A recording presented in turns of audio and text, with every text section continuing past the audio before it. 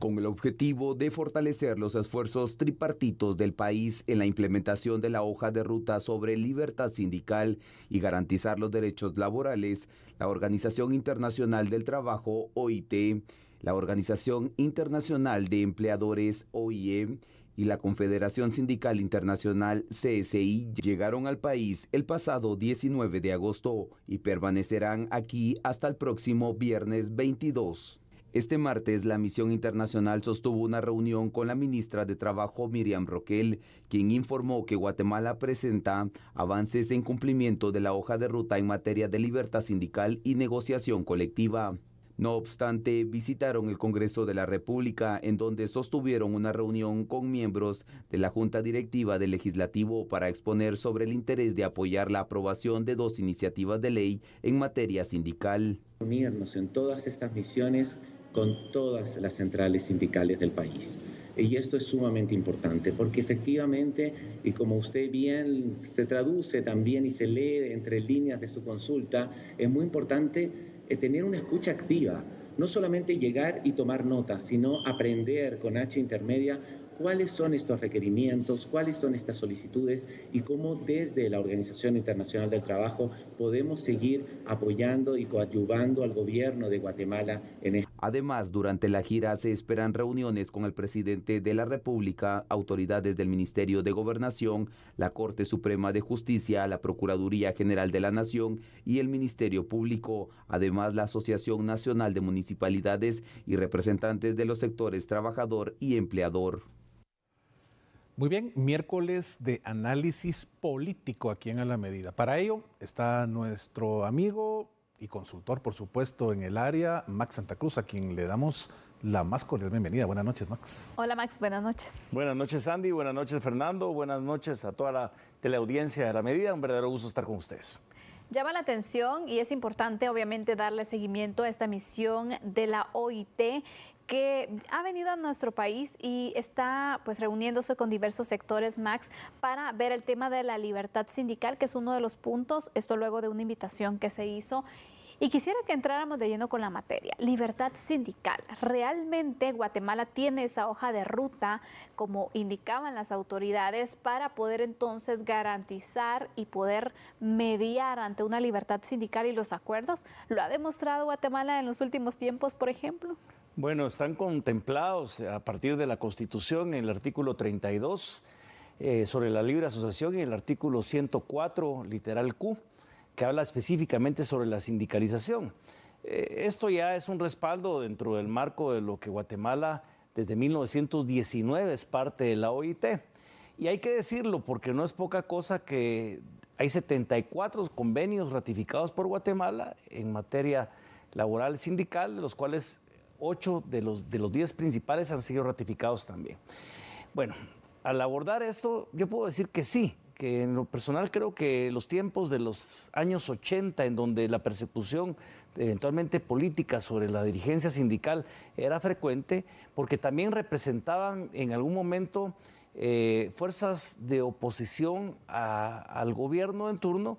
Hoy en día creo que la libertad sindical se da y basta muestra un botón para conocer que en el Ministerio de Salud hay cualquier cantidad de sindicatos, claro, igual que en el Ministerio de Educación.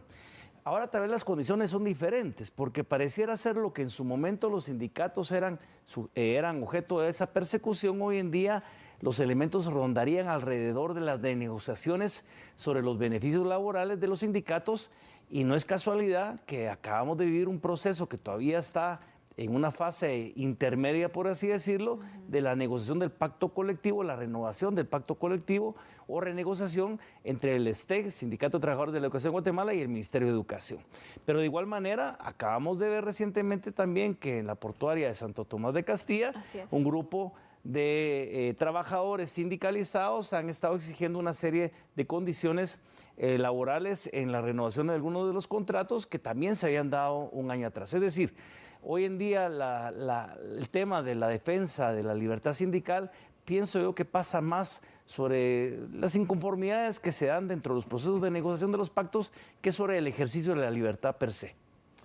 A ver, Max, quiero plantearte esto. Realmente un sindicato se debería ver como una estructura que la misma Constitución y el Código de Trabajo permite para pelear por derechos laborales y mejoras en las condiciones laborales. Es lo mismo un sindicato visto desde la perspectiva de la empresa, del sector privado, y el sindicato del sector público. Realmente es la misma condición de búsqueda de mejoras a través en un sector, ¿verdad? En donde naturalmente si no haces bien las cosas vas para afuera inmediatamente, comparado con el otro, en el sector público, en donde si te sindicalizas tienes tu plaza para toda tu vida hasta que dejes de existir. Realmente esa estructura de pelear por una mejora en la condición laboral se ve igual desde las dos perspectivas. Es una muy buena reflexión, porque recordemos que también allá por los años 80 hubo al menos dos empresas importantes, una de bebida de aguas carbonatadas y otra de productora de vidrio, que en su momento tuvieron estos temas entre patrono y empleadores y trabajadores, que llevó incluso al cierre de una de estas empresas y al cierre durante bastante tiempo de esta empresa de aguas carbonatadas. Es decir, en ese entonces los sindicatos dentro del espacio del sector privado también jugaban este papel también de activismo, si ustedes quieren, político, ideológico, en un momento en donde estos espacios se debían a eso, a una necesidad de poder demostrar una fuerza política, ideológica, o bien en su objetivo inicial de renegociar las condiciones que a veces no eran las adecuadas, según la posición de los sindicatos, sobre los beneficios laborales, las condiciones de trabajo, los empleos dignos que podrían promoverse a partir del sector privado. Hoy en día siento que el sector privado ha dejado a un lado mucho la figura del sindicalismo y la ha cambiado tal vez por espacios de solidarismo y otro tipo de instancias que han permitido cambiar las dinámicas dentro del sector privado. Pero el sector público sigue por excelencia apostando no promoviendo, pero sí dando el espacio para la sindicalización a nivel de las instituciones del Estado. ¿Qué siento yo?